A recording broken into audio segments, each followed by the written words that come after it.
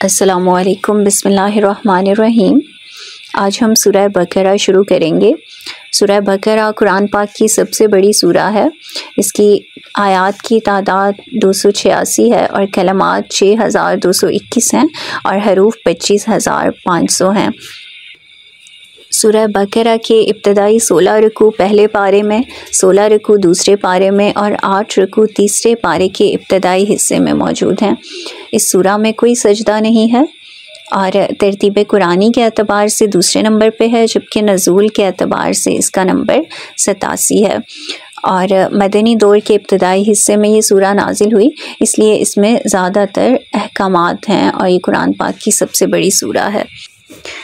اس کی کچھ آیات میں اس گائے کا واقعہ مذکور ہے جسے ذبح کرنے کا حکم بنی اسرائیل کو دیا گیا تھا، اس لیے اس سورت کا نام سورۃ البقرہ ہے، کیونکہ بقرہ عربی میں گائے کو کہتے ہیں۔ اب اس سورہ کے فضائل دیکھ لیتے ہیں۔ مسلم شریف کی ایک روایت میں ہے کہ سورہ بقرہ پڑھا کرو، کیونکہ اس کو پڑھنا باعث برکت ہے اور اس کو چھوڑنا باعث حسرت و ندامت ہے، اور اہل باطل اس کا توڑ نہیں کر سکتے۔ اور اس جگہ اہل باطل سے مراد جادوگر ہیں۔ مراد یہ ہے کہ سورہ کے پڑھنے والے پر کسی کا جادو نہیں چلے گا۔ اور نبی کریم صلی اللہ علیہ وسلم نے فرمایا کہ جس گھر میں سورہ بقرہ پڑھی جائے شیطان وہاں سے بھاگ جاتا ہے۔ حضرت ابو ہریرہ رضی اللہ تعالیٰ عنہ کی ایک حدیث میں ہے کہ اس سورہ میں ایک ایسی آیت ہے جو تمام آیات قرآن میں اشرف و افضل ہے، اور وہ آیت الکرسی ہے۔ حضرت عبداللہ بن مسعود رضی اللہ تعالیٰ عنہ نے فرمایا کہ سورہ بقرہ کی 10 آیتیں ایسی ہیں کہ اگر کوئی شخص ان کو رات میں پڑھ لے تو اس رات کو جن شیطان گھر میں داخل نہ ہوگا، اور اس کو اور اس کے اہل و عیال کو اس رات میں کوئی آفت، بیماری، رنج و غم وغیرہ کوئی بھی ناگوار چیز پیش نہیں آئے گی۔ اور اگر یہ آیات کسی مجنون پہ پڑھ لی جائیں تو اس کو افاقہ ہو جائے گا۔ اور وہ 10 آیتیں یہ ہیں، 4 آیتیں شروع سورہ بقرہ کی اور پھر 3 آیتیں درمیانی یعنی آیت الکرسی، اور اس کے بعد کی 2 آیتیں اور پھر سورہ بقرہ کی آخری 3 آیتیں۔ اب اگر احکام و مسائل کو دیکھا جائے تو مضامین و مسائل کے اعتبار سے بھی سورہ بقرہ کو ایک خاص امتیاز حاصل ہے۔ ابن عربی رحمہ اللہ علیہ فرماتے ہیں کہ میں نے اپنے بزرگوں سے سنا ہے کہ سورہ بقرہ میں 1000 امر اور 1000 نہیں اور 1000 حکمتیں اور 1000 خبر اور قصص ہیں۔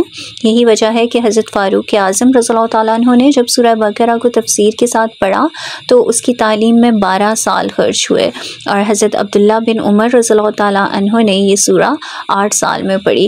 سورہ فاتحہ در حقیقت پورے قرآن کا خلاصہ ہے، اور اس کے بنیادی مضامین 3 ہیں۔